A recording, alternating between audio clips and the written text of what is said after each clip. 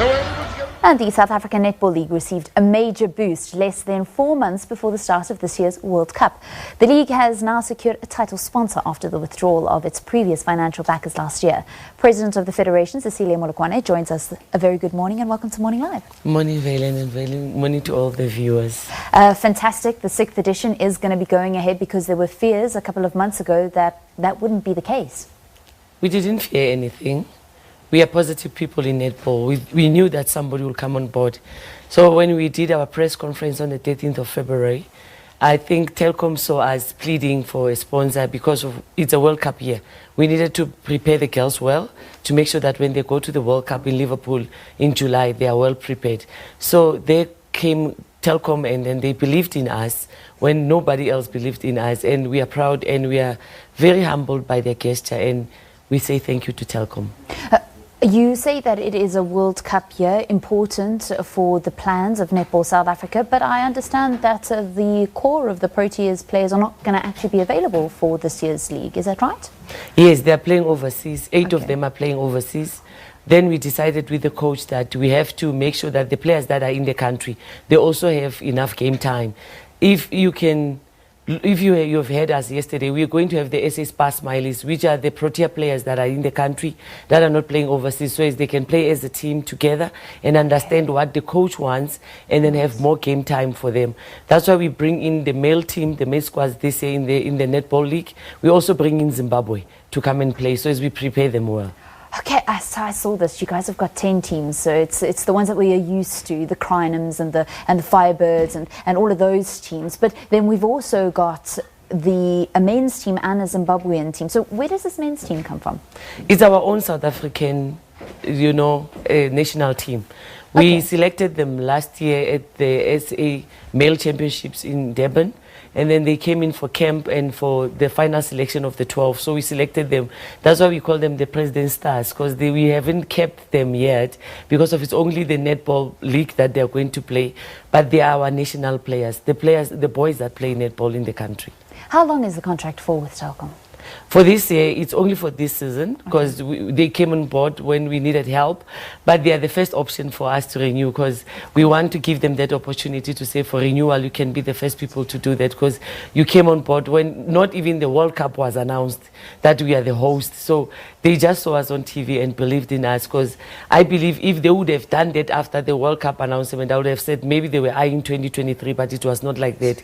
They just saw us there, and then Noma Faku from Telkom just contacted me and said, we want to talk to you. We've got something on that maybe can help you. And then there goes Telkom, and yesterday we launched it. Fantastic. So obviously the fact that South Africa is hosting the World Cup in 2023, many more corporates would want to get on board. Has that been your experience since the big announcement? Yes, everybody now wants to associate with netball. Even though the last time I was with you here, I was telling you how we're struggling with sponsors.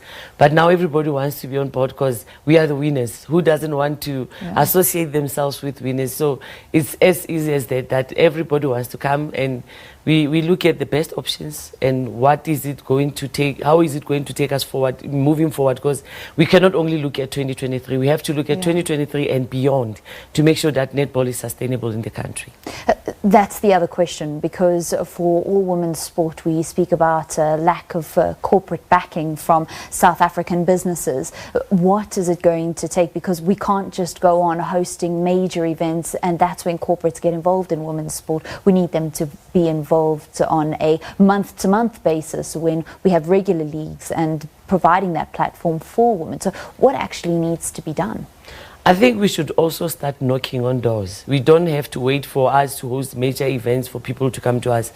Let's keep on knocking on doors and making sure that we give them, we sell the product, and when you sell your girls, like if we have to sell netball girls, they have to beat the Commonwealth champions like they beat England, that people start believing that they are investing in winners, not losers. So we have to also up our performance in everything that we do, that they believe in us. I mean, look at Banyana, how they did, and suddenly everybody believed in them. But it doesn't have to be like that. As I said always, that we should always start performing for people to believe in us. You can believe in us to make us perform and make us better. The team are now preparing for the World Cup. Just tell us what's happening with the national team. They are now on camp with the coach. She came down from Australia to come in and make sure that we selected the final 12. We will be announcing the final 12 on the 22nd of May to announce to the world that these are the 12 players that are going to represent South Africa at the World Championships. She's preparing them with other players that are actually not even going to make it to the World Cup, but we are making sure that it becomes a succession plan for South Africa, that we don't only have core players, but the coach can also have other players that after this one, they can look at them to say, we are building towards 2023. It's not only about 2019, it's also about 2023. And the league gets underway on the 10th of May? Yes. Okay, and it's going to be run in Pretoria again? Yes, we decided that we do it on one venue. Okay. The main reason being we want the girls to get used to the venue and to make sure that when they play, they don't complain, because other times we got that when they went to Cape Town, they complain about maybe the poles this side, the whatever. So we don't want excuses. We just want them to perform, to give the spectators the value for money. Okay, where can spectators find out about the matches, who's going up against who and on what days? The fixtures are out. Everybody can see them, even on the Netball website and pages and social media. The fixtures are out. It's 50 rands to go into Remnant Road. Netball is not cheap anymore. We have to prepare to the World Cup, so people must start paying to get used that we are paying in netball. We started that last year with the quad series that people pay, so it's 50 rands to get in to come and see the top teams of the country.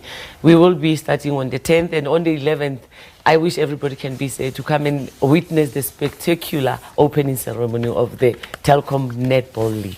Thank you very much. That's Cecilia Molokwane. She's the president of Netball South Africa, who are celebrating as they've got a brand new sponsor for the semi-professional South African Netball League, which has expanded this year to add 2 more teams. We're going to be